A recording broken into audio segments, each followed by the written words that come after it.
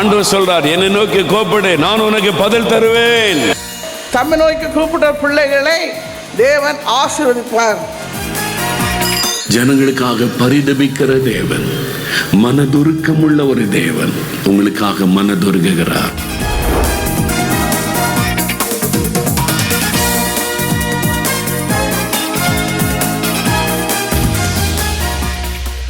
நாம் இந்த நாட்களில் தியானிக்கும்படிக்கு ನಾವು ಈ ದಿನದಲ್ಲಿ ಧ್ಯಾನಿಸುವಂತೆ ಕರ್ತನು ನಮಗೆ ಕೊಡುತ್ತ ವೇದ ವಚನ, ಕರ್ತನು ನಮಗೆ ಕೊಟ್ಟಂತ ವೇದ ವಾಕ್ಯ ಯೋಹಾನ 14ನೇ ಅಧಿಕಾರಂ 27ನೇ ವಚನ, ಯೋಹಾನ 14ನೇ ಅಧ್ಯಾಯ ಅದರ 27ನೇ ವಾಕ್ಯ, ಯೋಹಾನ 14:27, ಯೋಹಾನ 14 ಅದರ 27. சமாதானத்தை உங்களுக்கு வைத்து போகிறேன், ಶಾಂತಿಯನ್ನು ನಿಮಗೆ ಬಿಟ್ಟು ಹೋಗುತ್ತೇನೆ, என்னுடைய சமாதானத்தை உங்களுக்கு தருகிறேன், ನನ್ನಲ್ಲಿರುವಂತ ಶಾಂತಿಯನ್ನು ನಿಮಗೆ ಕೊಡುತ್ತೇನೆ, உலகம் கொடுக்கிற பிரகாரம் நான் உங்களுக்கு கொடுப்பதில்லை, ಲೋಕವು ಕೊಡುವ ರೀತಿಯಿಂದ ನಾನು ನಿಮಗೆ ಕೊಡುವುದಿಲ್ಲ, உங்கள் இருதயம் கலங்காமலும் பயப்படாமலும் இருப்பதா, ನಿಮ್ಮ ಹೃದಯವು ಕಳವಳಗೊಳ್ಳದಿರಲಿ, ಹೆದರದೇ ಇರಲಿ. இது இயேசுவின் வாயிலிருந்து புறப்பட்ட கிருபையுள்ள வார்த்தை, ಇದು ಯೇಸುವಿನ ಬಾಯಿಂದ ಹೊರಟಂತ ಕೃಪೆ ತುಂಬಿದಂತ ಮಾತುಗಳು. இயேசு போன இடமெல்லாம் வெறும் அற்புதங்களை மாத்திரம் செய்யவில்லை, ಯೇಸು ಹೋದಂತ ಜಾಗಗಳೆಲ್ಲ ಬರೀ ಅದ್ಭುತಗಳನ್ನು ಮಾತ್ರ ಮಾಡಲಿಲ್ಲ, அவர் கிருபையுள்ள வார்த்தைகளை மக்களோடு பேசினார், ಆತನು ಕೃಪೆ ತುಂಬಿದಂತ ಮಾತುಗಳೊಟ್ಟಿಗೆ ಜನರೊಟ್ಟಿಗೆ ಮಾತಾಡಿದ, அவருடைய வார்த்தைகள் ஜனங்களுக்குள்ளே அற்புதங்களை கொண்டு வந்தது, ಆತನ ಮಾತುಗಳು ಜನರ ಒಳಗೆ ಅದ್ಭುತಗಳನ್ನು ತಂದಿತು, அவருடைய வார்த்தைகள் ஜனங்களுக்கு ஆறுதலை கொண்டு வந்தது, ಆತನ ಮಾತುಗಳು ಜನರಿಗೆ ಸಂತೈಸುವಿಕೆಯನ್ನು ತಂದಿತು, அவருடைய வார்த்தையை தியானிக்க தியானிக்க நமக்குள்ளும் அற்புதங்களை நாம் பார்க்க முடியும், ಆತನ ವಾಕ್ಯವನ್ನು ಧ್ಯಾನಿಸುತ್ತಾ ನಮ್ಮೊಳಗೂ ನಾವು ಅದ್ಭುತಗಳನ್ನು ನೋಡಲು ಸಾಧ್ಯ. இன்றைக்கு இந்த வசனத்தின் பின்பகுதியை பாருங்கள், ಇಂದು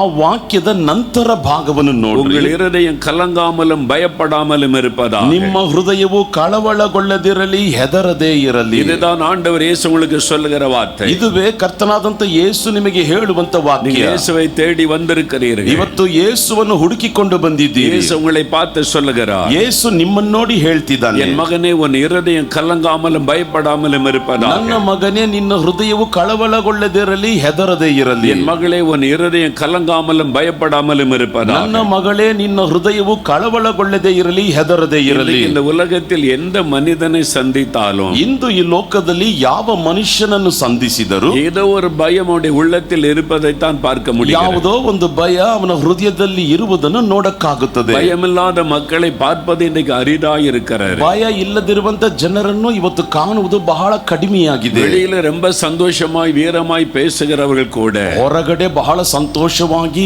ವೀರವಾಗಿ ಮಾತಾಡುವವರು ಕೂಡ தனித்து அவர்களோடு பேச ஆரம்பித்தால் ಏಕಾಂತವಾಗಿ ಅವರೊಟ್ಟಿಗೆ ಮಾತಾಡಲು ಆರಂಭಿಸಿದರೆ ஏதோ ஒரு பயத்தோடு வாழ்வதை அறிய முடிகிறது, ಯಾವುದೋ ಒಂದು ಭಯದಿಂದ ಜೀವಿಸುವುದನ್ನು ತಿಳಿದುಕೊಳ್ಳಲಾಗುತ್ತದೆ. உங்களுடைய உள்ளத்தில் கூட ஏதோ ஒரு பயம் இருக்கிறது, ನಿಮ್ಮ ಹೃದಯದಲ್ಲಿ ಕೂಡ ಯಾವುದೋ ಒಂದು ಭಯವದೆ, உங்களுடைய வியாதியை குறித்த பயம், ನಿಮ್ಮ ವ್ಯಾಧಿಯ ಬಗ್ಗೆ ಇರುವಂತ ಭಯ, உங்களுடைய தேவைகளை குறித்த பயம், ನಿಮ್ಮ ಅಗತ್ಯಗಳ ಬಗ್ಗೆ ಇರುವಂತ ಭಯ, உங்களுடைய எதிர்காலத்தை குறித்த பயம், ನಿಮ್ಮ ಭವಿಷ್ಯತ್ ಕಾಲದ ಬಗ್ಗೆ ಇರುವಂತ ಭಯ, அசுத்த ஆவிகளை குறித்த பயம், ಅಶುದ್ಧ ಆತ್ಮಗಳ ಬಗ್ಗೆ ಭಯ, பொல்லாத மனிதர்களை குறித்த ஒரு பயம், ದುಷ್ಟ ಮನುಷ್ಯರ ಬಗ್ಗೆ ಇರುವಂತ ಭಯ, சிலருக்குள்ளே மரண பயம், ಕೆಲವರಲ್ಲಿ ಮರಣ ಭಯ, சிலருக்கு ஒரு காரணமும் இல்லாதபடி ஒரு பயம், ಕೆಲವರಿಗೆ ಯಾವ ಕಾರಣವೂ ಇಲ್ಲ ಆದರೆ ಭಯ, ஏன் என்ன காரணம் என்றே தெரியவில்லை, ಏನು ಯಾಕೆ ಕಾರಣ ಎಂಬುದೇ ಗೊತ್ತಾಗ್ತಿಲ್ಲ, ஆனால் ஒரு பயம் இருக்கிறது, ಆದರೂ ಕೂಡ ಒಂದು ಭಯವು ಅದೇ, ஏதோ ஒரு பயம் உடைய உள்ளத்தின் ஆழத்தில் உங்களை வேதனைப்படுத்துகிறது, ಯಾವುದೋ ಒಂದು ಭಯವು ನಿಮ್ಮ ಹೃದಯದ ಆಳದಲ್ಲಿ ನಿಮ್ಮನ್ನು ವೇದನೆ ಪಡಿಸುತ್ತಿದೆ. ஆண்டவர் உங்களை பயத்திலிருந்து இன்னைக்கு விடுதலையாக்க விரும்புகிறார், ದೇವರು ಇಂದು ನಿಮ್ಮನ್ನು ಭಯದಿಂದ ಬಿಡುಗಡೆ ಮಾಡಲು ಬಯಸುತ್ತಾನೆ. ஏன் தெரியுமா? ಯಾಕೆ ಗೊತ್ತಾ?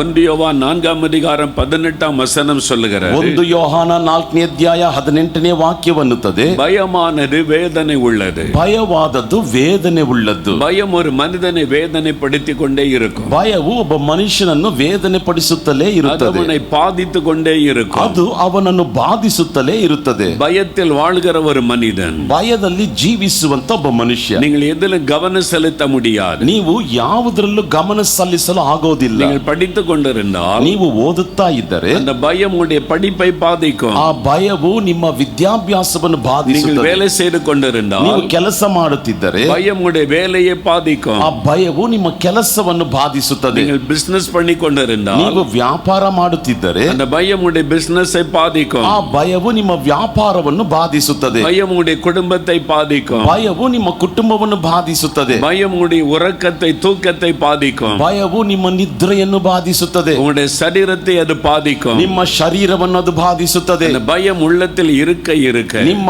ಭಯವು ನಿಮ್ಮ ಹೃದಯದ ಒಳಗೆ ಇರುತ್ತಾ ஒரு சந்தோஷத்தை அனுபவிக்க முடியாது. ಒಂದು ಸಂತೋಷವನ್ನು ಅನುಭವಿಸಲಾಗೋದಿಲ್ಲ. எப்பொழுதும் அது வேதனை கொடுத்து கொண்டே இருக்கும். ಯಾವಾಗಲೂ ಅದು ವೇದನೆಯನ್ನು ಕೊಡುತ್ತಲೇ ಇರುತ್ತದೆ. சிலருக்கு தன்னுடைய பயத்தை வெளியே சொல்லுவதற்கே பயம். ಕೆಲವರಿಗೆ ತಮ್ಮ ಭಯವನ್ನು ಹೊರಗಡೆ ಹೇಳುವುದಕ್ಕೂ ಭಯ. காரணம் என்ன? ಕಾರಣವೇನು? இந்த பயத்துக்கு பின்னால் இருப்பது பொல்லாத ஆவி. ಈ ಭಯದ ಹಿನ್ನೆಲೆ ಇರುವುದು ಒಂದು ದುಷ್ಟ ಆತ್ಮ. சாத்தான் இந்த பயத்துக்கு பின்னால் இருந்து கிரியை செய்கிறான். ಸೈತಾನನು ಈ ಭಯದ ಹಿನ್ನೆಲೆಯಲ್ಲಿ ಇದ್ದುಕೊಂಡು ಕ್ರಿಯೆ ಮಾಡುತ್ತಾನೆ. மனிதர்கள் தைரியத்தோடு மகிழ்ச்சியோடு வாழ்வதை அவன் விரும்பவில்லை. ಮನುಷ್ಯರು ಧೈರ್ಯದಿಂದ ಸಂತೋಷದಿಂದ ಜೀವಿಸುವುದನ್ನು ಅವನು ಬಯಸುವುದಿಲ್ಲ. மனிதனுக்குள்ளே பயத்தை கொண்டு வந்து அடிமைப்படுத்த விரும்புகிறான். ಮನುಷ್ಯನಲ್ಲಿ ಭಯವನ್ನು ತಂದು ಅವರನ್ನು ದಾಸತ್ವದಲ್ಲಿ ಇಡಲು ಬಯಸುತ್ತಾನೆ. 1 யோவான் 3:8 சொல்லுகிறார். 1 ಯೋಹಾನ 3:8 ಅನ್ನುತ್ತದೆ. பிசாசின் கிரியைகளை அழிக்கும்படிக்கு இயேசு கிறிஸ்து வெளிப்பட்டார். ಸೈತಾನನ ಕ್ರಿಯೆಗಳನ್ನು ನಾಶಪಡಿಸುವುದಕ್ಕಾಗಿ ಯೇಸು ಕ್ರಿಸ್ತನು ಪ್ರತ್ಯಕ್ಷನಾದ. ஆகவேதான் அவர் அவதரித்தவுடன், ಆದ್ದರಿಂದಲೇ ಆತನು ಅವತರಿಸಿದ ತಕ್ಷಣ இந்த உலகத்திற்கு தேவதூதர்கள் முதல் செய்தியை சொன்னார்கள். ಈ ಲೋಕಕ್ಕೆ ದೇವದೂತರುಗಳು ಪ್ರಥಮ ಸುದ್ದಿಯನ್ನು ಹೇಳಿದರು. லூக்கா 2:10. ಲೂಕ 2ನೇ ಅಧ್ಯಾಯ 10ನೇ ವಾಕ್ಯ. பயப்படாதிருங்கள், ಹೆದರಬೇಡಿರಿ, பயப்படாதிருங்கள், ಹೆದರಬೇಡಿರಿ, உங்களுக்காக ரட்சகர் பிறந்திருக்கிறார். ನಿಮಗೋಸ್ಕರ ರಕ್ಷಕನು ಜನಿಸಿದ್ದಾನೆ. தேவன் மனிதனாய் உங்களுக்காகவே வந்திருக்கிறார். ದೇವರು ಮನುಷ್ಯನಾಗಿ ನಿಮಗೋಸ್ಕರವೇ ಬಂದಿದ್ದಾನೆ. பயப்படாதிருங்கள். ಆದ್ದರಿಂದ ನೀವು ಹೆದರಬೇಡಿರಿ. இயேசு சிலுவையில் ரத்தம் சிந்தி நமக்காய் மரித்தார். ಯೇಸು ಶಿಲುಬೆಯಲ್ಲಿ ರಕ್ತವನ್ನು ಸುರಿಸಿ ನಮಗಾಗಿ ಸತ್ತನು. அவருடைய சத்துருக்கள் எல்லாம் முடிந்தது என்று எண்ணினார்கள். ಆತನ ಶತ್ರುಗಳು ಎಲ್ಲಾ ಮುಗಿದೋಯ್ತು ಎಂಬುದಾಗಿ அவர் ಯೋಚಿಸಿದರು. மீது பொறாமை கொண்டவர்கள் எல்லாம் முடிந்து போய்விட்டது எண்ணினார்கள். ಆತನ ಮೇಲೆ ಹೊಟ್ಟೆ ಕಿಚ್ಚಿ ಪಟ್ಟವರು ಎಲ್ಲಾ ಮುಗಿದೋಯ್ತು ಎಂಬುದಾಗಿ ಯೋಚಿಸಿದರು. இயேசு 3வது நாள் மரணத்தை ஜெயித்த உயிரோடு எழுந்தார். ಯೇಸು 3ನೇ ದಿನ ಮರಣವನ್ನು ಜಯಿಸಿ ಜೀವದಿಂದ ಎದ್ದ. அவர் உயிர்த்தெழுந்த உடன் இந்த உலகத்துக்கு சொல்லப்பட்ட முதல் வார்த்தை, ಆತನು ಪುನರುತ್ಥಾನ ಹೊಂದಿದ ತಕ್ಷಣ ಈ ಲೋಕಕ್ಕೆ ಹೇಳಿದಂತ ಮೊದಲನೇ ಮಾತು மார்க் 16:6. ಮಾರ್ಕ 16ನೇ ಅಧ್ಯಾಯ 6ನೇ ವಾಕ್ಯ. பயப்படாதிருங்கள், ಭಯಪಡಬೇಡಿರಿ, இயேசு உயிரோடு இருக்கிறார். ಯೇಸು ಜೀವಂತವಾಗಿದ್ದಾನೆ. பயப்படாதிருங்கள், ಭಯಪಡಬೇಡಿರಿ, இயேசு உயிரோடு இருக்கிறார். ಯೇಸು ಜೀವಂತವಾಗಿದ್ದಾನೆ. அதே விதமாய் ஆண்டவர் இயேசு சொல்லுகிறார். ಅದೇ ರೀತಿಯಾಗಿ ದೇವರಾದಂತ ಯೇಸು ಅನ್ನುತ್ತಾನೆ. வெளிப்படுத்தின விசேஷம் 1ஆம் அதிகாரம் ಪ್ರಕಟಣೆಯ ಪುಸ್ತಕ 1ನೇ ಅಧ್ಯಾಯ 17-18 வசனங்களை பாருங்க. 17-18ನೇ ವಾಕ್ಯಗಳನ್ನು ನೋಡಿರಿ. பயப்படாதே, ಭಯಪಡಬೇಡ, நான் முந்தினவரும் பிந்தினவரும் உயிருள்ளவருமாயிருக்கிறேன். ನಾನು ಮೊದಲನೆಯವನು ಕಡೆಯದವನು ಸದಾ ಜೀವಿಸುವವನಾಗಿದ್ದೇನೆ. மரித்தேன், ಸತ್ತವನಾದೆನು, ஆனால் சதா காலங்களிலும் உயிரோடு இருக்கிறேன். ಆದರೆ ಯುಗ ಯುಗಾಂತರಗಳಲ್ಲಿ ಬದುಕುವವನಾಗಿದ್ದೇನೆ. இப்படி சொன்ன ஒரೇ ஒருவர் இயேசு மாத்திரமே. ಈ ರೀತಿಯಾಗಿ ಹೇಳಿದಂತ ಒಬ್ಬನೇ ಒಬ್ಬರು ಯೇಸು ಕ್ರಿಸ್ತ ಮಾತ್ರವೇ. மரித்த உயிரோடு இருக்கிறவர், ಸತ್ತು ಜೀವಂತವಾಗಿರುವಾತನು, மரணத்தை ஜெயித்தவர், ಮರಣವನ್ನು ಜಯಿಸಿದಾತನು, பிசாசை ஜெயித்தவர், ಸೈತಾನನ್ನು ಜಯಿಸಿದಾತನು, சாத்தானை காலின்களை நசுக்கினவர், ಸೈತಾನನ್ನು ಕಾಲಿನ ಕೆಳಗೆ ಜಜ್ಜಿದವನು. அவர் இன்றைக்கும் உயிருள்ளவராயிருக்கிறார். ಆತನು ಇಂದು ಜೀವಂತವಾಗಿದ್ದಾನೆ. அவர் தான் உங்களுக்கு சொல்லுகிறார், ಆತನೇ ನಿಮಗೆ ಹೇಳುತ್ತಿದ್ದಾನೆ, மகனை பயப்படாதே, ನನ್ನ ಮಗನೇ ಭಯಪಡಬೇಡ, மகளை பயப்படாதே. ನನ್ನ ಮಗಳೇ ಭಯಪಡಬೇಡ.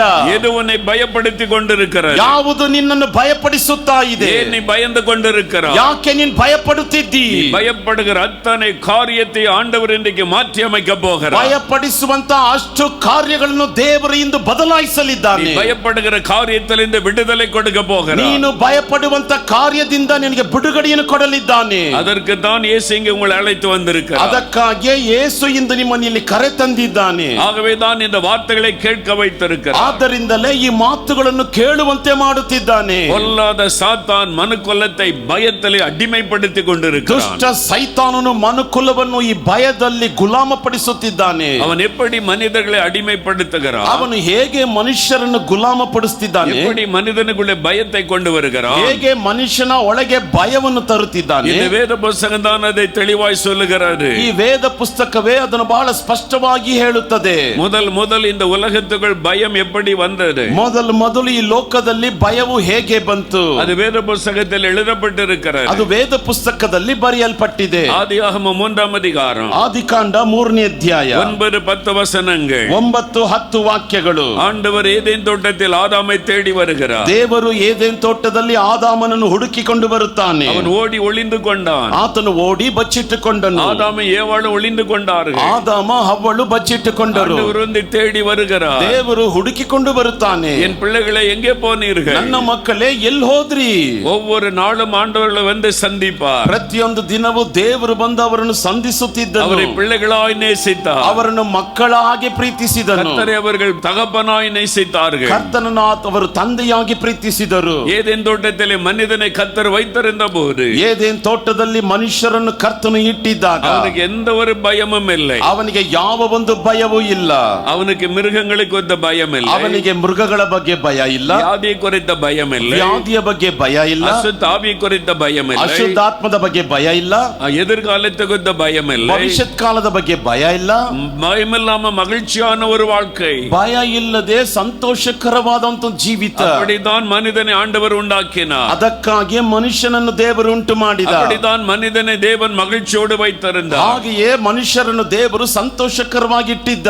பொல்லாத பிசாசானவன் அதை பார்த்தான். ದುಷ್ಟ ಸೈತಾನಾದವನು ಅದನ್ನು ನೋಡಿದ. இந்த மனிதனை அடிமைப்படுத்த வேண்டும். ಈ ಮನುಷ್ಯನನ್ನು ಗುಲಾಮಪಡಿಸಬೇಕು. அவனை பயத்துக்கு அடிமையாக்க வேண்டும். ಅವನನ್ನು ಭಯಕ್ಕೆ ಗುಲಾಮಪಡಿಸಬೇಕು. அப்பொழுது தேவனை விட்டு அவன் பிரிக்கப்பட்டு போவான். ಆಗ ಅವನು ದೇವರನ್ನು ಬಿಟ್ಟು ಅಗಲಿ ಹೋಗುವನು. தேவனை துக்கப்படுத்த வேண்டும். ದೇವರನ್ನು ದುಃಖಪಡಿಸಬೇಕು. அதற்கு தந்திரமாய் ஒரு காரியம் செய்தார். ಅದಕ್ಕೆ ಕುಯುಕ್ತಿಯಾಗಿ ಒಂದು ಕಾರ್ಯವನ್ನು ಮಾಡಿದ. பாவத்தை மனிதனுக்குள்ளே கொண்டு வந்தார். ಪಾಪವನ್ನು ಮನುಷ್ಯನ ಒಳಗೆ ಕೊಂಡು ಬಂದ. கீழ்ப்படியாமையை கொண்டு வந்தார். ಅವಿಧೇಯತನವನ್ನು ಕೊಂಡು ಬಂದ.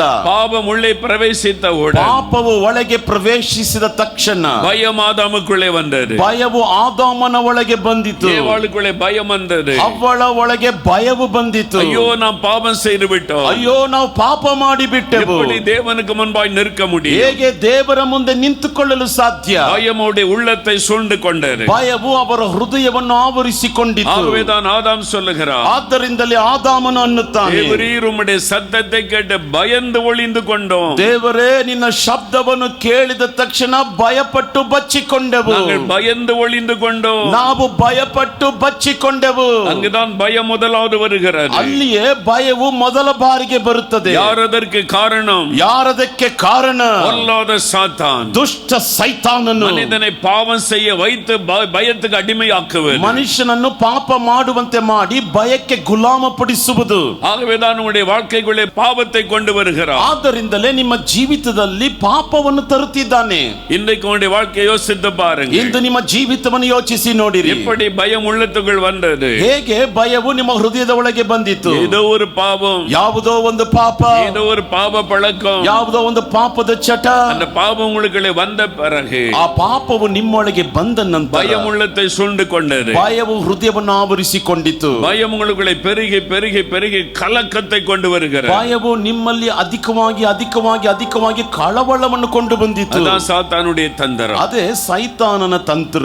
ஒரு சமயம் நான் அமெரிக்கா தேசம் சென்றிருந்த போது, ಒಂದು ಸಮಯ ನಾನು ಅಮೆರಿಕ ದೇಶಕ್ಕೆ ಹೋಗಿದ್ದಾಗ அந்த உபவாச ஜெபத்துக்கு வந்திருந்த ஒரு சகோதரர் என்னை சந்தித்தார். ಆ ಉಪವಾಸ ಪ್ರಾರ್ಥನೆಗೆ ಬಂದಿದ್ದಂತ ಒಬ್ಬ ಸಹೋದರರು ನನ್ನನ್ನು ಸಂಧಿಸಿದರು. உங்களோடு நான் தனித்து 2 நிமிஷம் பேச வேண்டும் என்றார். ನಿಮ್ಮೊಟ್ಟಿಗೆ ಏಕಾಂತವಾಗಿ ನಾನು ಒಂದು 2 ನಿಮಿಷ ಮಾತಾಡಬೇಕಂತ நான் ಹೇಳಿದರು. அவரை சந்தித்து பேசின போது ನಾನು ಅವರನ್ನು ಸಂಧಿಸಿ ಮಾತಾಡಿದಾಗ எனக்குள் ஒரு பயம் இருக்கிறது. ನನ್ನ ಒಳಗೆ ಒಂದು ಭಯ ಇದೆ ಬ್ರದರ್. எனக்குள் ஒரு பயம் இருக்கிறது. ನನ್ನ ಒಳಗೆ ಒಂದು ಭಯ ಇದೆ. இதை யாரிடத்தில் நான் சொல்ல முடியாது. ಇದನ್ನು ಯಾರ ಬಳಿಯಲ್ಲೂ ನನ್ನಿಂದ ಹೇಳಕ್ಕಾಗಲ್ಲ. நான் உங்களிடத்தில் அதை சொல்ல வந்திருக்கிறேன். ನಾನು ನಿಮ್ಮ ಬಳಿಯಲ್ಲಿ ಅದನ್ನು ಹೇಳಲು ಬಂದಿದ್ದೇನೆ. என்ன பயம் என்று கேட்டேன். ಏನು ಭಯ ಎಂಬುದಾಗಿ ಕೇಳಿದೆ. எனக்கு எய்ட்ஸ் வியாதி இருக்குமோ என்கிற பயம். ನನಗೆ ಏಡ್ಸ್ ವ್ಯಾಧಿ ಇರಬಹುದೋ ಎಂಬುದಾಗಿ ಒಂದು ಭಯ. ஏன் அப்படி நினைக்கிறீர்கள்? ಯಾಕೆ ಆ ರೀತಿಯಾಗಿ ನೆನೆಸ್ತೀರಾ? என் சரீரத்தில் சில சிம்டம்ஸ் அப்படி தெரிகிறது. ನನ್ನ ಶರೀರದಲ್ಲಿ ಕೆಲವು ಗುರುತುಗಳು ಅದಕ್ಕೆ ಸಂಬಂಧಪಟ್ಟ ಹಾಗೆ ಕಾಣಿಸ್ತದೆ. அதனால எனக்கு இந்த வியாதி தாக்கியிருக்குமோ என்று பயப்படுகிறேன். ಆದ್ರಿಂದ ಈ ವ್ಯಾಧಿ ನನ್ನನ್ನು ಬಾಧಿಸಿರಬಹುದೋ ಎಂಬುದಾಗಿ ಭಯವಾಗ್ತಿದೆ. எய்ட்ஸ் வியாதி எப்படி ஒரு மனிதனை தாக்கும்? ಏಡ್ಸ್ ವ್ಯಾಧಿ ಹೇಗೆ ಒಬ್ಬ ಮನುಷ್ಯನನ್ನು ಬಾಧಿಸ್ತದೆ? அப்பொழுது அவர் ஒரு காரியத்தை சொன்னார். ಆಗ ಅವರು ಒಂದು ಕಾರ್ಯವನ್ನು ಅಂದರು. என் மனைவி இந்தியா தேசத்திற்கு போயிருந்தாள். ನನ್ನ ಹೆಂಡತಿ ಭಾರತ ದೇಶಕ್ಕೆ ಹೋಗಿದ್ದರು. அவள் வருவதற்கு சில மாத காலம் தாமதித்தது. ಅವಳು ಹಿಂದಿರುಗಿ ಬರುವುದಕ್ಕೆ ಕೆಲವು ತಿಂಗಳುಗಟ್ಟಲೆ ತಡವಾಯಿತು. நான் இந்த அமெரிக்காவில் வேலை செய்து கொண்டிருக்கிறேன். ನಾನು ಈ ಅಮೆರಿಕದಲ್ಲಿ ಕೆಲಸ ಮಾಡುತ್ತಾ ಮಾಡಿದ್ದೇನೆ. அப்பொழுது சாத்தான் என்னை தடுமாற பண்ணிவிட்டான். ಆಗ ಸೈತಾನು ನಾನು ತಡವರಿಸುವಂತೆ ಮಾಡಿದ. எனக்குள்ளே பாவ உணர்வை தூண்டிவிட்டான். ನನ್ನೊಳಗೆ ಪಾಪದ ಭಾವನೆಗಳನ್ನು ಪ್ರೇರೇಪಿಸಿದ. ஒரே ஒரு முறை நான் பாவத்துக்கு போய்விட்டேன். ಒಂದೇ ಒಂದು ಬಾರಿ ನಾನು ಪಾಪಕ್ಕೆ ಹೋದೆ. விபச்சாரத்திற்கு சென்று விட்டேன். ವ್ಯಭಿಚಾರಕ್ಕೆ ನಾನು ಹೊರಟು ಹೋದೆ. ஆனால் ஒரு முறை அந்த பாவத்தை செய்தேன். ಆದರೆ ಒಂದೇ ಒಂದು ಬಾರಿ ಆ ಪಾಪವನ್ನು ಮಾಡಿದೆ. மனசாட்சி என்னை வாதித்தது. ನನ್ನ ಮನಸ್ಸಾಕ್ಷಿ ನನ್ನನ್ನು ಬಾಧಿಸಿತು. ஆண்டவரிடத்தில் வந்து அழுது ஜெபித்தேன். ದೇವರ ಬಳಿಯಲ್ಲಿ ಬಂದು ಅತ್ತು ಪ್ರಾರ್ಥಿಸಿದೆ. ஆண்டவரே, இனிமேல் இந்த பாவத்தை செய்யக்கூடாது என்று ஒப்புக்கொடுத்தேன். ದೇವರೇ, ಇನ್ ಮುಂದೆ ಈ ಪಾಪವನ್ನು ಮಾಡಲ್ಲ ಎಂಬುದಾಗಿ ಒಪ್ಪಿಸಿಕೊಟ್ಟೆ. ஆனாலும் இப்பொழுது என் உள்ளத்துக்குள்ள ஒரு பயம். ಆದರೂ ಈಗ ನನ್ನ ಹೃದಯದ ಒಳಗೆ ಒಂದು நான் செய்த இந்த பாவத்தை நிமித்தம் அந்த வியாதி எனக்கு வந்து விட்டதோ, ನಾನು ಮಾಡಿದಂತ ಪಾಪದ ನಿಮಿತ್ತವಾಗಿ ಆ ವ್ಯಾಧಿ ನನಗೆ ಬಂದು ಬಿಟ್ಟಿತು. என் மனசாட்சி என்னை வாதிக்கிறது. ನನ್ನ ಮನಸ್ಸಾಕ್ಷಿ ನನ್ನನ್ನು ಬಾಧಿಸುತ್ತಿದೆ. எனக்குள்ள ஒவ்வொரு நாளும் பயம். ನನ್ನ ಒಳಗೆ ಪ್ರತಿ ನಿತ್ಯವೂ ಭಯ. என்னால மகிழ்ச்சியோடு ஜெபம் கூட செய்ய முடியவில்லை. ನನ್ನಿಂದ ಸಂತೋಷವಾಗಿ ಪ್ರಾರ್ಥನೆ ಕೂಡ ಮಾಡಕ್ಕಾಗ್ತಿಲ್ಲ. பாருங்கள், சாத்தான் ஒரு பாவத்தை கொண்டு வந்து பயத்துக்குள்ள அடிமையாக்கி விட்டான். ನೋಡ್ರಿ, ಸೈತಾನು ಒಂದು ಪಾಪವನ್ನು ಕೊಂಡು ಬಂದು ಭಯಕ್ಕೆ ನಮ್ಮನ್ನು ಗುಲಾಮಪಡಿಸುತ್ತಾನೆ. நான் அவரோடு பேசினேன். ನಾನು ಅವರೊಟ್ಟಿಗೆ ಮಾತಾಡಿದೆ. உங்களுடைய பாவத்தை அறிக்கை செய்தீர்கள் அல்லவா? ನಿಮ್ಮ ಪಾಪಗಳನ್ನು ಅರಿಕೆ ಮಾಡಿದ್ರಲ್ಲವಾ? ஒரே ஒரு மாதிரி அந்த தப்பை செய்து விட்டேன். ಒಂದೇ ಒಂದು ಬಾರಿ ಆ ತಪ್ಪನ್ನು ಮಾಡಬೇಕು. நான் ஆண்டவரிடத்தில் கண்ணீர் விட்டு அழுத மனம் திரும்பினேன். ನಾನು ದೇವರ ಬಳಿಯಲ್ಲಿ ಕಣ್ಣೀರ್ ಬಿಟ್ಟು ಹತ್ತು ಮನ ತಿರುಗಿದೆ. எப்பொழுது நீங்கள் மனம் திரும்பினீர்களோ, ಯಾವಾಗ ನೀವು ಮನ ತಿರುಗಿದರು, அப்பொழுதே இயேசு மன்னித்து விட்டார். ಆಗಲೇ ಯೇಸು ಕ್ಷಮಿಸಿ ಬಿಟ್ಟ. இனி அந்த பாவத்துக்கு உங்களுக்கு சம்பந்தம் இல்லை. ಇನ್ ಮುಂದೆ ಈ ಪಾಪಕ್ಕೂ ನಿಮಗೂ ಸಂಬಂಧವಿಲ್ಲ. இனி அந்த விளைவுகள் உங்களை தாக்க முடியாது. ಇನ್ ಮುಂದೆ ಅದರ ಪರಿಣಾಮಗಳು ನಿಮ್ಮನ್ನು ಬಾಧಿಸಲು ಸಾಧ್ಯವಿಲ್ಲ. சாத்தான் உங்களை பொய் சொல்லி அடிமைப்படுத்துகிறான். ಸೈತಾನನು ನಿಮಗೆ ಸುಳ್ಳು ಹೇಳಿ ಗುಲಾಮಪಡಿಸುತ್ತಿದ್ದಾನೆ. உன்னுடைய பாவத்தினால் இந்த வியாதி என்று உங்களை அடிமைப்படுத்த நினைக்கிறான். ಈ ಪಾಪದಿಂದ ಈ ವ್ಯಾಧಿ ಎಂಬುದಾಗಿ ನಿಮ್ಮನ್ನು ಗುಲಾಮಪಡಿಸಲು ಬಯಸುತ್ತಾನೆ. இயேசுவின் ரத்தம் உங்களை கழுவி இருக்கிறது. ಯೇಸುವಿನ ರಕ್ತವು ನಿಮ್ಮನ್ನು ತೊಳೆದದೆ. இயேசுவினுடைய ரத்தத்தின் வல்லமையினால் நீங்கள் மீட்கப்பட்டு விட்டீர்கள். ಯೇಸುವಿನ ರಕ್ತದ ಶಕ್ತಿಯಿಂದ ನೀವು ವಿಮೋಚಿಸಲ್ಪಟ್ಟಿದ್ದೀರಿ. இனி அதனால் உங்களுடைய சரீரத்தில் நோயை கொண்டு வர முடியாது. ಇನ್ ಮುಂದೆ ಅದರ ನಿಮಿತ್ತವಾಗಿ ನಿಮ್ಮ ಶರೀರದಲ್ಲಿ ರೋಗವನ್ನು ಕೊಂಡು ಬರಲು ಸಾಧ್ಯವಿಲ್ಲ. நீங்கள் விசுவாசியுங்கள். ನೀವು ನಂಬಿರಿ. விசுவாசியுங்கள். ನೀವು ನಂಬಿರಿ. என் அவரோடு சேர்ந்து நான் ஜெபம் பண்ணி ಅವರೊಟ್ಟಿಗೆ ಸೇರಿ ನಾನು ಪ್ರಾರ್ಥನೆ ಮಾಡಿದೆ. பயம் அவர் விட்டு விலகினது. ಭಯವು ಅವರನ್ನು ಬಿಟ್ಟು ನೀಗಿತು. அதன் பிறகு அவளுக்குள்ள ஒரு சந்தோஷம் வர ஆரம்பித்தது. ಅದಾದ ನಂತರ ಅವರೊಳಗೆ ಸಂತೋಷ ಬರಲು சாத்தான் ಪ್ರಾರಂಭವಾಯಿತು. இப்படித்தான் தந்திரமாய் பாவத்தை கொண்டு வந்து அடிமைப்படுத்துகிறான். ಸೈತಾನು ಇದೇ ರೀತಿಯಾಗಿ ತಂತ್ರವಾಗಿ ಪಾಪವನ್ನು ಕೊಂಡು ಬಂದು ಗುಲಾಮಪಡಿಸಲು ಬಯಸುತ್ತಾನೆ. லஞ்ச வாங்குற மனிதனை பாருங்கள். ಲಂಚ ತೆಗೆದುಕೊಳ್ಳುವಂತ ಮನುಷ್ಯನನ್ನು ನೋಡ್ರಿ. அவன் தைரியமா சந்தோஷமா இருக்க முடியும்? ಅವನು ಧೈರ್ಯವಾಗಿ ಸಂತೋಷದಿಂದ ಇರಕ್ ಸಾಧ್ಯನಾ? லஞ்ச ஒழிப்பு போலீசார் வந்து எப்ப பிடிப்பாங்களோ என்று பயந்து கொண்டிருப்பான். ಲಂಚ ಪೊಲೀಸ್ ಅವರು ಬಂದು ಯಾವಾಗ ಹಿಡಿತಾರೋ ಎಂಬುದಾಗಿ ಹೆದರ್ತಿರ್ತಾನೆ. ஊழல் செய்யறவங்களை கவனித்து பாருங்க. ಭ್ರಷ್ಟಾಚಾರ ಮಾಡುವವರನ್ನು ಗಮನಿಸಿ ನೋಡ್ರಿ. நமக்கு விரோதமா சிபிஐ வந்து விடுமோ, இன்கம் டாக்ஸ் வந்து விட பயந்து கொண்டே இருப்பான். ನಮಗೆ ವಿರುದ್ಧವಾಗಿ ಸಿಬಿಐ ಬರ್ತಾರೋ, ಇನ್ಕಮ್ ಟ್ಯಾಕ್ಸ್ ಅವ್ರು ಬರ್ತಾರೋ ಎಂಬುದಾಗಿ ಭಯಪಡುತ್ತಲೇ ಇರ್ತಾರೆ. போதை வஸ்துகளை பயன்படுத்துகிறவளை பாருங்க. ಮಾದಕ ವಸ್ತುಗಳನ್ನು ಉಪಯೋಗ ಮಾಡುವವರನ್ನು ನೋಡ್ರಿ. இந்த பாவம் என் பெற்றோருக்கு தெரிந்து விடுமோ, ಈ ಪಾಪ ನನ್ನ ಹೆತ್ತವರಿಗೆ ತಿಳಿಯ ಬರುತ್ತದೆಯೋ, என் குடும்பத்தார் அறிந்து விடுவார்களோ, ನನ್ನ ಕುಟುಂಬದವರಿಗೆ ತಿಳಿಯ ಬರುತ್ತದೆಯೋ, பயம் உள்ளத்தில் இருக்கும். ಒಂದು ಭಯವು ಹೃದಯದ ಒಳಗಿರುತ್ತದೆ. பாவத்தின் வழியாய் சாத்தான் பயத்தை கொண்டு வருகிறான். ಪಾಪದ ಮೂಲಕವಾಗಿ ಸೈತಾನನು ಭಯವನ್ನು ಒಳಗೆ ತರ್ತಾನೆ. ஆனால் தான் மனிதனை முதலாவது பாவத்தில் இந்த விடுதலையாக்க இயேசு சிலுவையிலே பாவங்களை சுமந்தார். ಆದ್ದರಿಂದ ಮೊದಲನೇದಾಗಿ ಮನುಷ್ಯನನ್ನು ಪಾಪದಿಂದ ಬಿಡುಗಡೆ ಮಾಡಲು ಯೇಸು ಕ್ರಿಸ್ತನು ಶಿಲುಬೆಯಲ್ಲಿ ಪಾಪಗೋಸ್ಕರ ಬಲಿಯಾದ. இயேசு கிறிஸ்துவின் ரத்தம் சகல பாவங்களை நீக்க நம்மை சுத்திகரிக்கும். ಯೇಸು ಕ್ರಿಸ್ತನ ರಕ್ತವು ಸಕಲ ಪಾಪಗಳನ್ನು ನೀಗಿಸಿ ನಮ್ಮನ್ನು ಶುದ್ಧೀಕರಿಸುತ್ತದೆ. அவரிடத்தில் வந்து பாவத்தை அறிக்கை செய்து விட்டால் அவருடைய ரத்தம் கழுவி உங்களை பரிசுத்தமாக்கி விடும். ಆತನ ಬಳಿಯಲ್ಲಿ ಬಂದು ನಮ್ಮ ಪಾಪಗಳನ್ನು ಅರಿಕೆ ಮಾಡುವುದಾದರೆ ಆತನ ರಕ್ತವು ನಮ್ಮ ಪಾಪಗಳನ್ನು ತೊಳೆದು ಶುದ್ಧೀಕರಿಸುತ್ತದೆ. அப்பொழுது குற்ற மனசாட்சி உங்களை விட்டு விலகும். ಆಗ ತಪ್ಪು ಮನಸ್ಸಾಕ್ಷಿ ನಮ್ಮನ್ನು ಬಿಟ್ಟು ನೀಗುತ್ತದೆ. ஆனால் சாத்தான் அவரை விட மாட்டான். ಆದರೆ ಸೈತಾನು ಆ ರೀತಿಯಾಗಿ ಬಿಡೋದಿಲ್ಲ. திரும்ப திரும்ப வருவான். ಪುನಃ ಬರುವ, நமக்குள்ளே சந்தேகத்தை உண்டாக்குவான். ನಮ್ಮೊಳಗೆ ಸಂದೇಹವನ್ನು ಉಂಟು ಮಾಡುವ, எப்படியாவது நம்ம பயத்துக்குள் அடிமையாக்க வேண்டும். ಹೇಗಾದರೂ ನಮ್ಮನ್ನು ಭಯದಲ್ಲಿ ಗುಲಾಮಪಡಿಸಬೇಕು. மார்ட்டின் லூத்தர் என்கிற ஒரு தேவ மனிதரை கர்த்தர் எழுப்புதலுக்காய் பயன்படுத்தினார். ಮಾರ್ಟಿನ್ ಲೂಥರ್ ಎಂಬ ದೇವ ಮನುಷ್ಯನನ್ನು ಕರ್ತನು ಉಜ್ಜೀವನಕ್ಕಾಗಿ ಎಬ್ಬಿಸಿದ. அவர் மூலமாய் பெரிய ஒரு எழுப்புதல் திருச்சபையிலே மாற்றம் உண்டானது. ಅವರ ಮೂಲಕವಾಗಿ ಮಹಾದೊಡ್ಡ ಉಜ್ಜೀವನವು ಸಭೆಗಳಲ್ಲಿ ಉಂಟಾಯಿತು. அவர் தேவன் மிகுந்த வல்லமையை பயன்படுத்தி கொண்டார். ಅವರನ್ನು ದೇವರು ಬಹಳ ಶಕ್ತಿಯುತವಾಗಿ ಉಪಯೋಗಿಸಿದರು. சாத்தான் அவருக்கு விரோதமாய் எழும்பினான். ಸೈತಾನನು ಅವರಿಗೆ ವಿರುದ್ಧವಾಗಿ ಎದ್ದನು. எப்படி முடக்குவது, ಹೇಗೆ ಇವನನ್ನು ಅಡಗಿಸೋದು, இவன் எப்படி ஊழியம் செய்யாமல் தடுப்பது, ಇವನು ಹೇಗೆ ಸೇವೆ ಮಾಡಕ್ಕಾಗದೆ ಇವನನ್ನು ಮಾಡೋದು. ஒரு நாள் தன்னுடைய ஆபீஸ்ல உட்கார்ந்து எழுதி கொண்டிருந்தார். ಒಂದು ದಿನ ತನ್ನ ಕಚೇರಿಯಲ್ಲಿ ಕೂತುಕೊಂಡು ಆತನು ಬರೆಯುತ್ತಾ ಇದ್ದ. சாத்தான் பிரத்யட்சமாய் இந்த அறைக்குள்ளே வந்து நின்றான். ಸೈತಾನನು ಪ್ರತ್ಯಕ್ಷವಾಗಿ ಆ ಕೋಣೆಯಲ್ಲಿ ಬಂದು ನಿಂತನು. மார்ட்டின் லூத்தர், ಮಾರ್ಟಿನ್ ಲೂಥರ್, நீ ஒரு பெரிய பரிசுத்தவானா, ನೀನೇನ್ ದೊಡ್ಡ ಪರಿಶುದ್ಧನ, நீ பெரிய ஒரு ஊழியக்காரனா, ನೀನ್ ದೊಡ್ಡ ಸೇವಕನ, இன்னும் நீ பெரிய காரியத்தை செய்து விட முடியுமா, ಏನ್ ನೀನ್ ದೊಡ್ಡ ಕಾರ್ಯಗಳನ್ನು ಮಾಡಲು ಸಾಧ್ಯನಾ, உன்னை பற்றி எல்லாம் எனக்கு தெரியும், ನಿನ್ನ ಬಗ್ಗೆ ಎಲ್ಲ ನನಗ್ ಗೊತ್ತಿದೆ, நீ 10 வயசுல என்ன பாவம் செய்த, ನೀನು 10 ವಯಸ್ಸಲ್ಲಿ ಏನ್ ಪಾಪ ಮಾಡಿದೆ, 12 வயசுல என்ன பாவம் செய்த, 12ನೇ ವಯಸ್ಸಿನಲ್ಲಿ ಏನ್ ಪಾಪ ಮಾಡಿದೆ, 15 வயசுல என்ன பாவம் செய்த, 15ನೇ ವಯಸ್ಸಲ್ಲಿ ಏನ್ ಪಾಪ ಮಾಡಿದೆ, 20 ವಯசுல என்ன பாவம் செய்த, 20ನೇ ವಯಸ್ಸಲ್ಲಿ ಏನ್ ಪಾಪ ಮಾಡಿದೆ, எல்லாம் எனக்கு தெரியும், ಎಲ್ಲವೂ ನನಗೆ ಗೊತ್ತು. என்கிட்ட ஒரு பெரிய லிஸ்டே இருக்குது. ನನ್ನ ಹತ್ರ ಒಂದು ದೊಡ್ಡ ಪಟ್ಟಿಯಲ್ಲೇ ಅದೇ. நான் சொல்லட்டுமா? ನಾನು ಹೇಳಲ್ಲ, நான் சொல்ல எழுது. ನಾನು ಹೇಳ್ತಾ ಬರೇ. சரி சொல்லு என்று சொன்ன. ಸರಿ ಹೇಳು ಅಂತ ಅಂದರು. அவர் பேப்பர்ல எழுதினார். ಅವರು ಪೇಪರ್ ಅಲ್ಲಿ ಬರೆದರು. நீ சின்ன வயசுல போய் சொன்ன, ನೀನು ಚಿಕ್ಕ ವಯಸ್ಸಲ್ಲಿ ಸುಳ್ಳು ಹೇಳ್ದೆ. ஆமா நான் சொன்னேன். ಹೌದು ನಾನು ಹೇಳ್ದೆ. நீ திருடின. ನೀನ್ ಕಳ್ತನ ಮಾಡಿದೆ. ஆமா திருடின. ಹೌದು ಕದ್ದುಕೊಂಡೆ. பெற்றோருக்கு கீழ்ப்படியாம நடந்த. ಹೆತ್ತವರಿಗೆ ವಿಧಿಯರಾಗದೆ ನಡೆದೆ.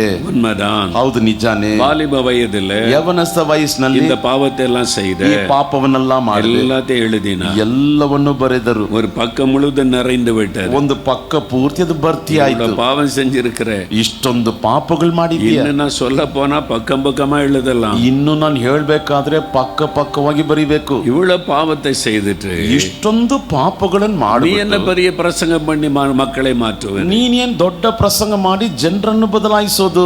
மார்ட்டின் லூத்தர் சொன்னார். ಮಾರ್ಟಿನ್ ಲೂಥರ್ ಅಂದರು, சாத்தானே இந்த பாவத்தெல்லாம் நான் செய்தது உண்மைதான். ಸೈತಾನನೇ ಈ ಪಾಪಗಳನ್ನೆಲ್ಲ ನಾನು ಮಾಡಿದ್ದು ನಿಜಾನೇ. அதான் ஒன்று உனக்கு தெரியுமா? ಆದ್ರೆ ಒಂದು ನಿನಗೆ ಗೊತ್ತಾ? நான் ஒரு நாள் இந்த பாவத்தை விட்டு மனம் திரும்பி, ನಾನು ಒಂದು ದಿನ ಈ ಪಾಪವನ್ನು ಬಿಟ್ಟು ಮನ ತಿರುಗಿ இயேசுவிடத்தில் என் பாவத்தை எல்லாம் அறிக்கை செய்து ಯೇಸುವಿನ ಬಳಿಯಲ್ಲಿ ನನ್ನ ಪಾಪಗಳನ್ನು ಅರಿಕೆ ಮಾಡಿ அவருடைய பாதத்தில் என்னை அர்ப்பணித்து விட்டேன். ಆತನ ಪಾದದಲ್ಲಿ ನನ್ನನ್ನು ಸಮರ್ಪಿಸಿ ಬಿಟ್ಟೆ. அன்றைக்கு ஒரு அற்புதம் நடந்தது. ಅವತ್ತು ನನಗೊಂದು ಅದ್ಭುತ ನಡೆಯಿತು.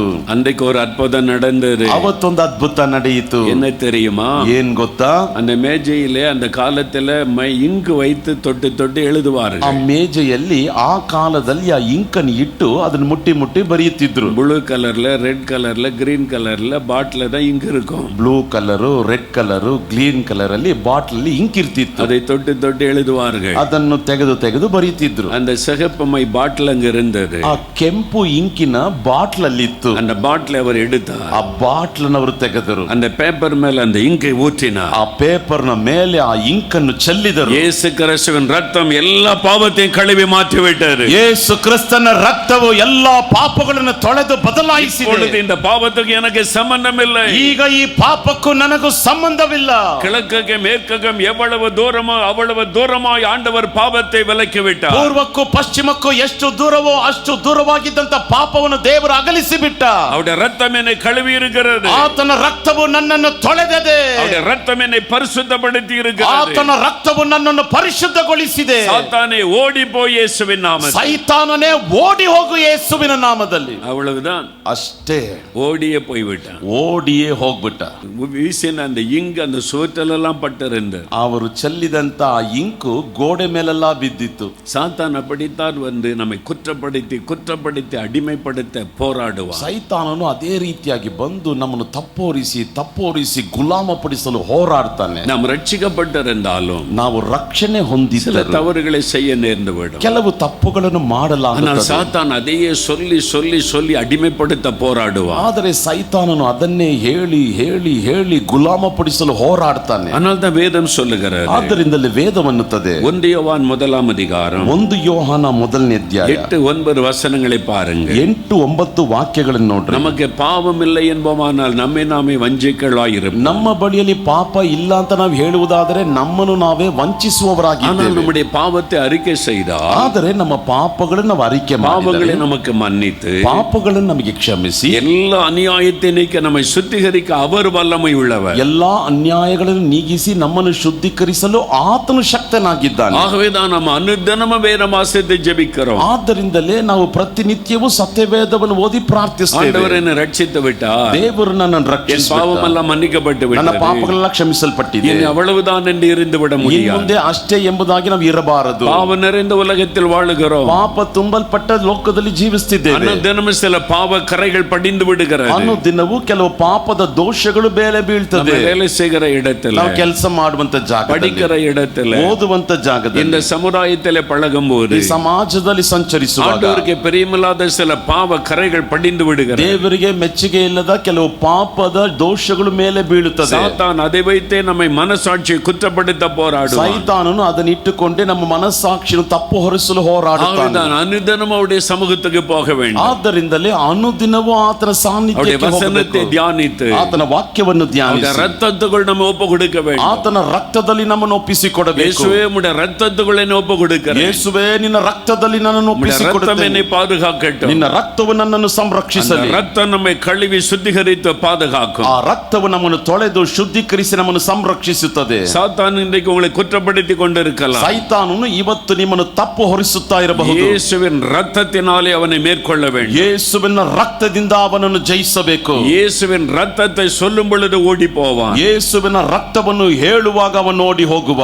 பாவமர நாம் கழுவி சுத்திகரிக்கப்பட்ட ஒரு அனுபவத்தோடு இருப்போம். ಪಾಪ ನೀಗಿ ತೊಳೆಯಲ್ಪಟ್ಟು ಶುದ್ಧೀಕರಿಸಲ್ಪಟ್ಟಂತ ಅನುಭವದಲ್ಲಿ ನಾವು ಇರುತ್ತದೆ. சாத்தான் நம் மீது இரவும் பகலும் குற்றச்சாட்டி கொண்டிருக்கிறவன். ಸೈತಾನು ನಮ್ಮ ಬಗ್ಗೆ ರಾತ್ರಿ ಹಗಲು ತಪ್ಪು ಹೊರಿಸುತ್ತಾ ಇದ್ದಾನೆ. எப்பொழுதும் குற்றப்படுத்தியே நம்மை முடக்க நினைப்பான். ಯಾವಾಗಲೂ ತಪ್ಪು ಹೊರಿಸುತ್ತಲೇ ನಮ್ಮನ್ನು ಅಡಗಿಸಲು ಪ್ರಯತ್ನಿಸ್ತಾನೆ. ஆனால் இயேசு சொல்லுவார், ಆದ್ರೆ ಯೇಸು ಅನ್ನುವ, நான் உன் அக்கிரமங்களை எல்லாம் மன்னித்து, ನಾನು ನಿನ್ನ ಅಕ್ರಮಗಳನ್ನೆಲ್ಲ உன் ಕ್ಷಮಿಸಿ, நோய்களை எல்லாம் குணமாக்கி, ನಿನ್ನ ರೋಗಗಳನ್ನೆಲ್ಲ என் ಗುಣಪಡಿಸಿ, கிருபையினாலும் இரக்கத்தினாலும் உன்னை முடிசூட்டுகிறேன். ನನ್ನ ಕೃಪೆಯಿಂದ ಕನಿಕರದಿಂದ ನಿನ್ನನ್ನು ಶೃಂಗರಿಸಿ, அவருடைய கிருபையை சார்ந்து கொள்ளுங்க. ಆತನ ಕೃಪೆಯ ಮೇಲೆ ಅವಲಂಬನೆಯಾಗಿರಿ. அவருடைய மன்னிப்பை சார்ந்து கொள்ளுங்க. ಆತನ ಕ್ಷಮಾಪಣೆ ಮೇಲೆ ಭರವಸೆ ಉಳ್ಳವರಾಗಿರಿ. அவருடைய ரத்தத்துக்குள்ளே உங்களை அர்ப்பணித்துக் கொள்ளுங்க. ಅನುದಿನವೂ ಆತನ ರಕ್ತದಲ್ಲಿರಲು ಸಮರ್ಪಿಸಿಕೊಳ್ಳಿರಿ. அனுதினமும் சிலுவைக்கு முன்னாலே போய் நில்லுங்க. ಅನುದಿನವೂ ಶಿಲುಬೆಯ ಮುಂದೆ ಹೋಗಿ ನಿಂತುಕೊಳ್ಳಿರಿ. அங்குதான் இயேசு சாத்தானை ஜெயித்தார். ಅಲ್ಲಿಯೇ ಯೇಸು ಸೈತಾನನ್ನು ಜಯಿಸಿದ.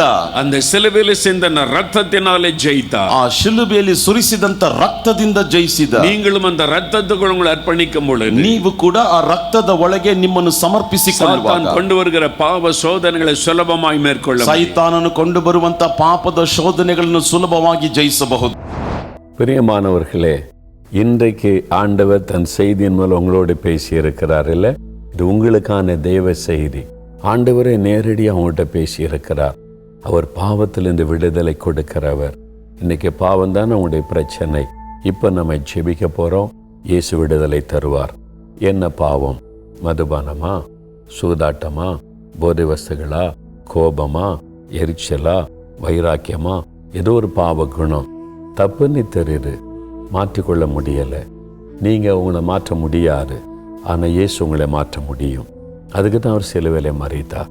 விசுவாசத்தோடு ஜெபித்தா போகிறோம். எந்த பகுதியில் உங்களுக்கு மாற்றம் வேணும், விடுதலை வேணும், நீங்கள் முதல்ல அதை தீர்மானிக்கணும். எனக்கு இந்த பாவம், இந்த ரகசிய பாவம், இது யார்கிட்டையும் சொல்ல முடியாது, என்னை பாதிக்குது, எனக்கு விடுதலை வேணும். இப்போ ஜெபிங்க, இயேசு விடுதலை தருவார். விடுதலை வேண்டுன்றவங்க முழங்கால் படியிடுங்க, அல்லது உங்களுடைய இருதயத்தில் கை வச்சு, இயேசுவே இந்த பாவம், பாவ பழக்கம், பாவ சுபாவம், பாவ குணம், அதுலேருந்து எனக்கு விடுதலை தாங்கன்னு கேளுங்க. தகப்பனே, இந்த சகோதரனை பாரும், இந்த சகோதரியை பாரும், எனக்கு இந்த பாவத்தில் இந்த விடுதலை வேணும்.